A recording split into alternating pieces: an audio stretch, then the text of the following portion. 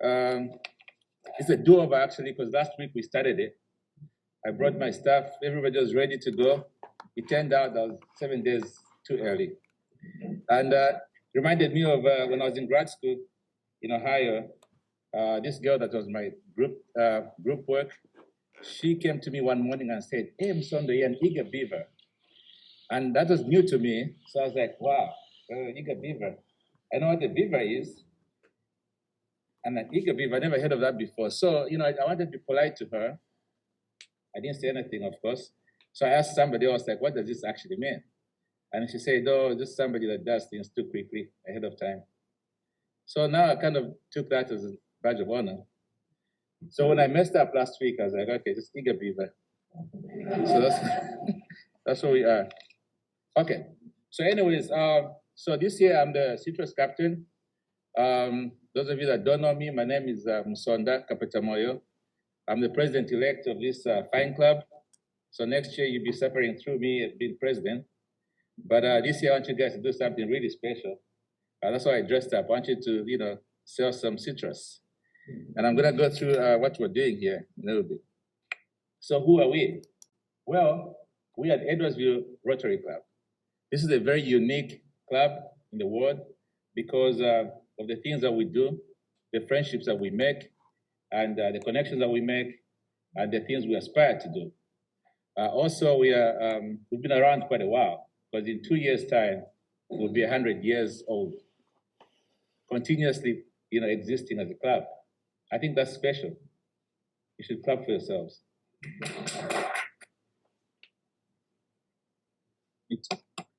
So we are part of District 6460, and we've been consistently doing great stuff, having good membership, and being visible in the community. So citrus, of course, is about keeping people healthy, but we do that by making money, collecting their money. So it's an exchange. We give them nice citrus so they're healthy, but they give us their money. So we'll talk about some stuff that we do with that money in a little bit. How to sell? Well, several ways to sell. I always tell my students that there's more than one way to skin a cat. And I follow that with does anybody actually eat a cat? Has anybody eaten a cat before?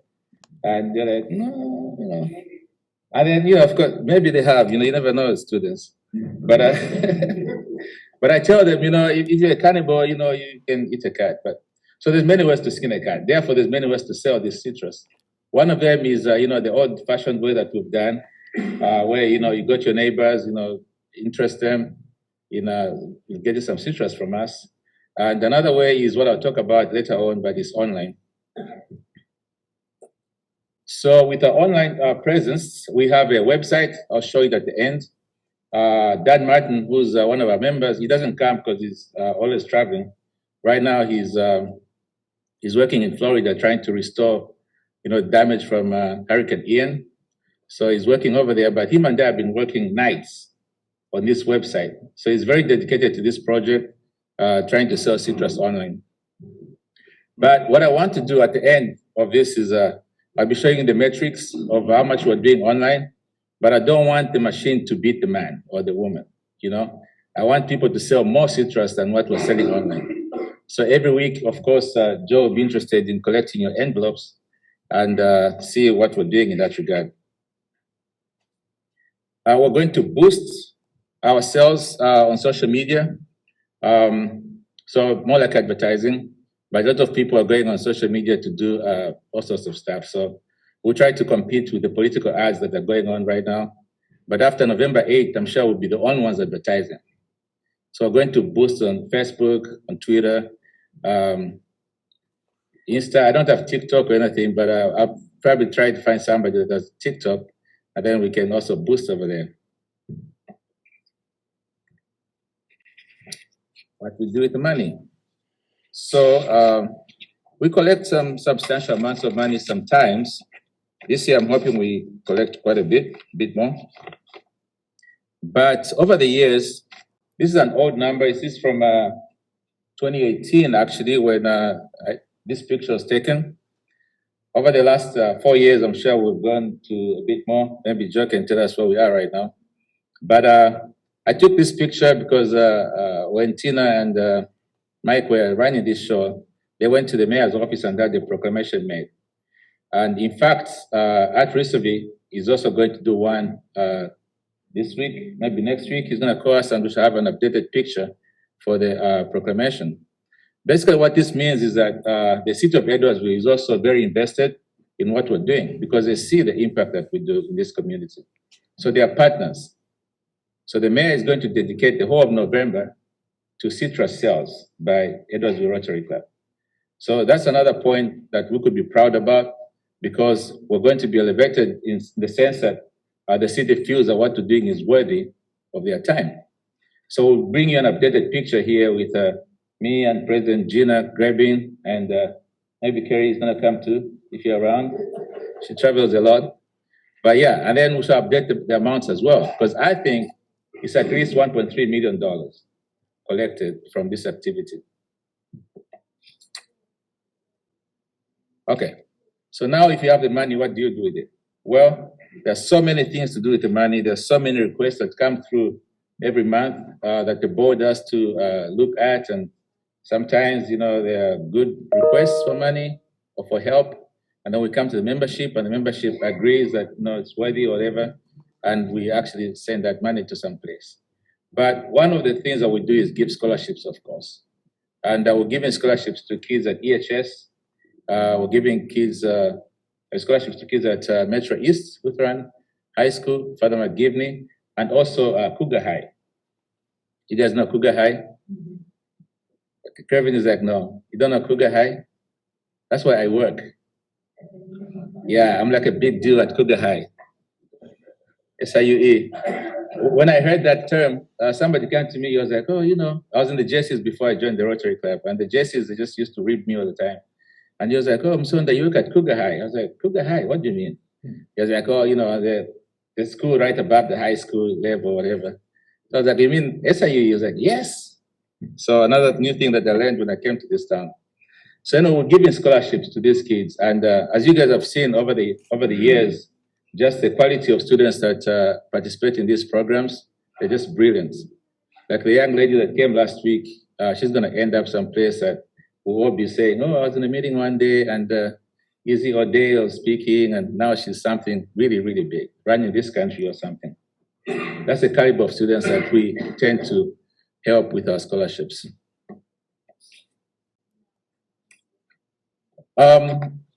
Sometimes it's also nice to help people you don't know. And one gentleman here, Mr. Timher and his wife, Barb, they have just melted my heart over the years because, you know, he retired from a nice job and he just didn't stop getting up. Every day he wakes up and he's thinking of somebody else. And these are people in Sulat that you never know, Tim. But you're there every month, every 3 months, organizing the lot of us, coordinating the finances from us, and going all the way to Sulat to serve meals to people that he doesn't know, or Bob doesn't know, that we don't know. So I think this is really, really impactful because these people sometimes, if you go there, I've been there a couple of times, you'd see they're really in need. You know, they're coming there because that could be the only meal they're going to have that day. So Tim and Barb, they do a good job organizing all of us and feeding these people until, you know, their next meal. So for that, we're really thankful, Mr. Hart. I'll give you a round of applause.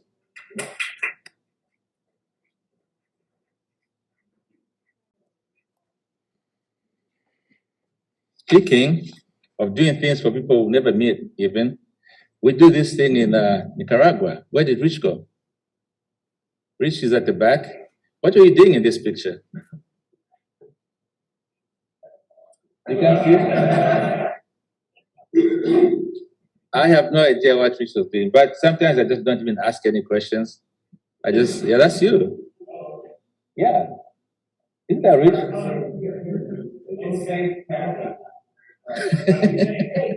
Safe parking.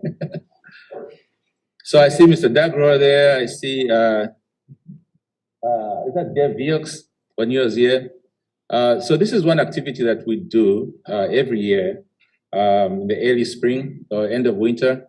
We go pack some foods for kids in Nicaragua. So this project was brought to us initially by Steve Grant when he was president, I think. And over the years, we've packed thousands and thousands of meals. These are nutritious meals that go to families that when they cook one time, they have their protein, they have their carbs, and they have the vitamins and all that stuff. So once the meals are packed in a container, you're rest assured they're going to a good cause because, again, this could be the only meal these kids are having over in Nicaragua. And the cool thing about this project is it's done in collaboration with other clubs as well. So that's another aspect that we should be proud of, that we're not shy to work with other clubs. In fact, we encourage it so that we have more synergy.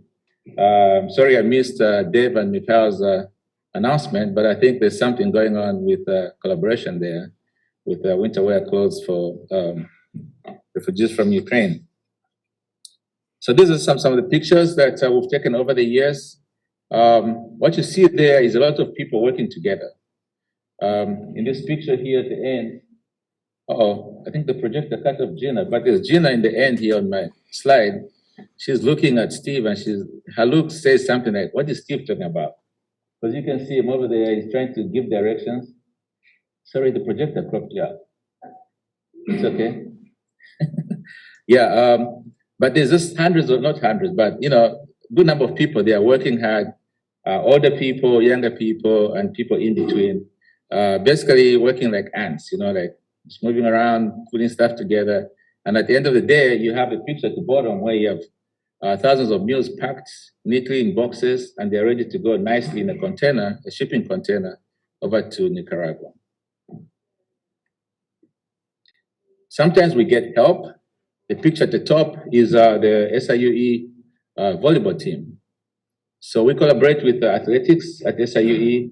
They come here, they help us, and you've seen them around with the airplane park built, for example. The basketball team was there all the time, the softball team was there, but they do come for projects. So these are students that are very willing to participate in what we're doing, and they like the impact of it. They like that they're helping somebody also that they'll never meet.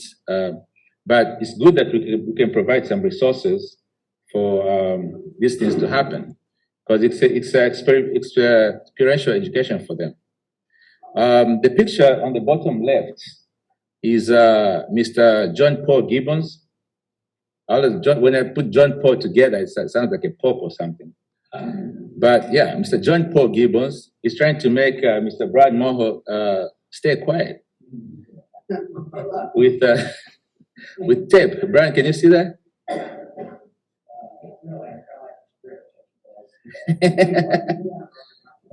So he has tape and he's trying to tape your mouth. So he is, yes, I can see that. But whether you're successful, that's another item for debate in the future over some Heinekens. Okay, in the bottom right is another picture of the crowds at the end of the parking station. So I found this picture of one of our great friends, Lois. She never missed these things. And just having a picture of her somewhere on the internet of what we're doing is legacy. So we know what happened to Lois and Mike. And Mike is somewhere there in the picture, just maybe you can't see him very clearly. But these are guys that were bedrocks of this group. So their example is something that I think we should all emulate. When there was a call for sale for citrus, did the best. Golf tournament did the best. Come and pack some food, did the best. Just representing this club really well. So this is the legacy that I hope to see in each one of us. And as a result, we shall live on forever and ever. This shirt that she's wearing, she gifted me with a couple of them actually that I've actually never won. So I think it's going to be a prize that I give to somebody that sells the most citrus. So there might be 3 or 4 of them. And if you sell the most citrus that week, we give you a nice Lois shirt. That's a good deal, I think. Next to her, of course, is Bob Betos, and you know who Bob is. Another thing that I really like about this club is that we go out, come rain, come sunshine, to do other stuff like building these beds. This is this year, actually. The first time we tried this was in January, and we got not locked out, but it was cancelled because it was snowing, it was icy. What was the problem? It wasn't a good day. Ice. I think that it was horrible ice, yeah. So anyway, so we were like, okay, it doesn't matter. Just give us another weekend. And 2 months later, we built these beds. So this is a bed that's supposed to be a bunk bed, but it's split into two so that, you know, there's like a semblance of a nice bedroom. That was delivered by our members here to some families that you're going to see in a little bit. So on the left there is a Halloween parades champion, Mark Cosley, and Tina and Anne and Mark's wife in the rooms where they took these beds. Just look at that smile. This smile is coming after a lot of hard work during the day of putting together those beds. So basically you get raw materials and put together a bed and take it to a family that probably didn't have a bed, you know, 4 hours prior to that. Now they're going to have a bed. And speaking about beds, I think when you guys do this next time, you should build me one so I can have a brand new bed.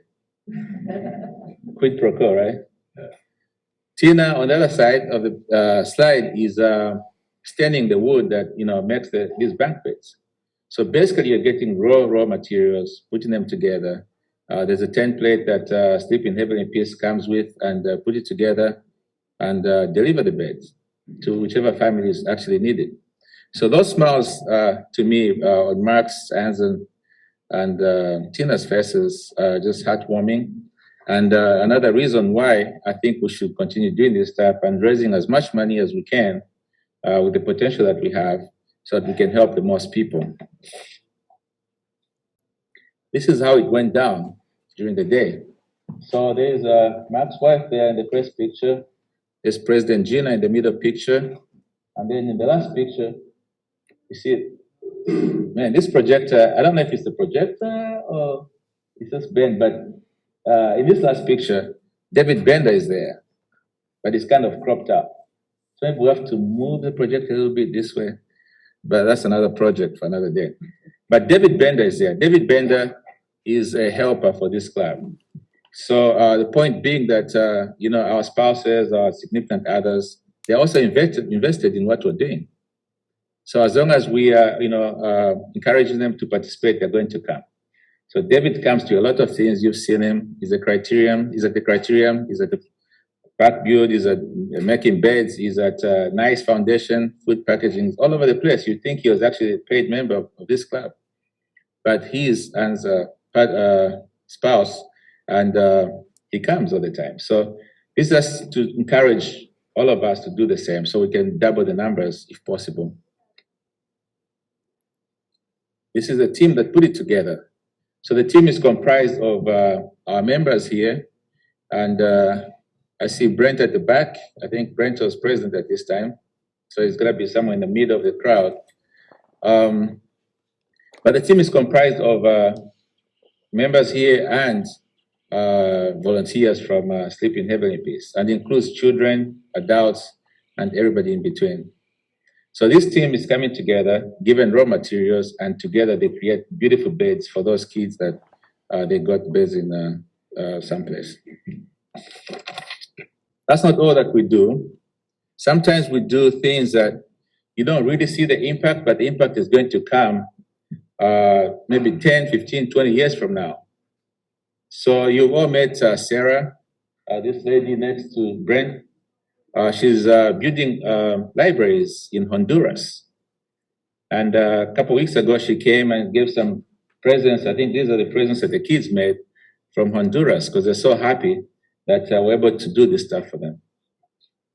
So with a donation of $5,000 and some other money that she picked up from some other place, they made a beautiful library for kids.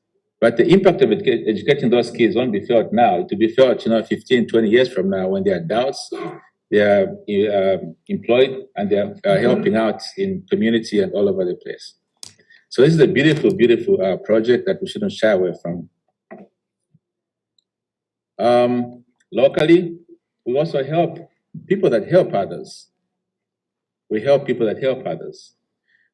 This is the Speech Hearing Language Center at SIUE.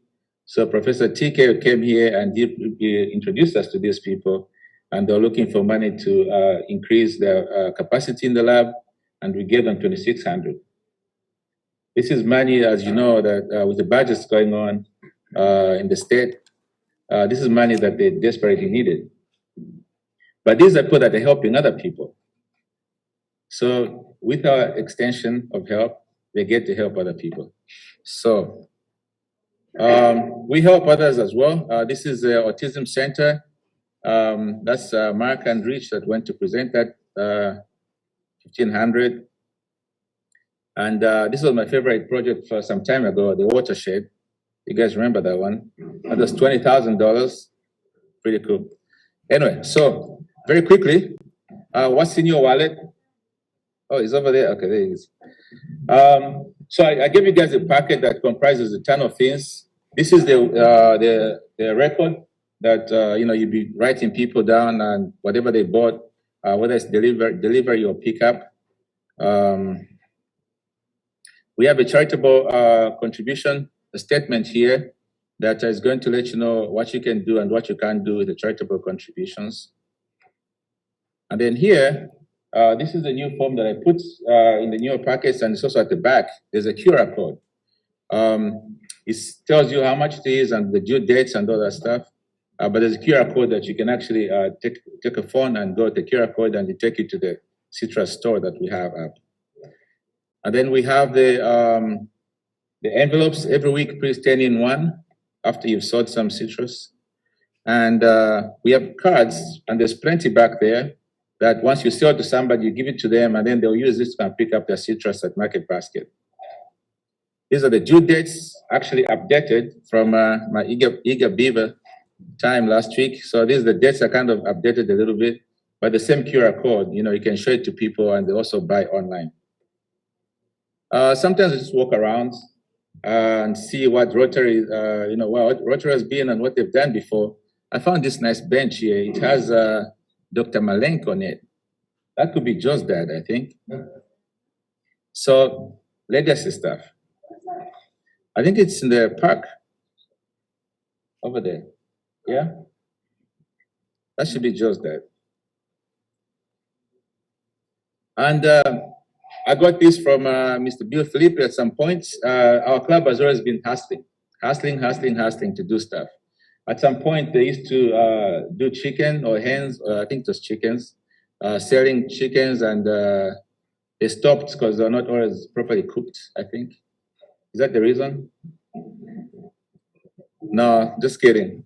But anyway, so maybe it wasn't a big fundraiser, but we've always been trying to raise money for people outside ourselves. And we do this while having fun. Can anybody recognize anybody on that picture? Bill Felipe is over there at the end. Yeah, he likes to play golf. He hasn't stopped since he was 5 years old. Doing good. Okay, so happy selling. That's my phone number. It's on all the forms that you have.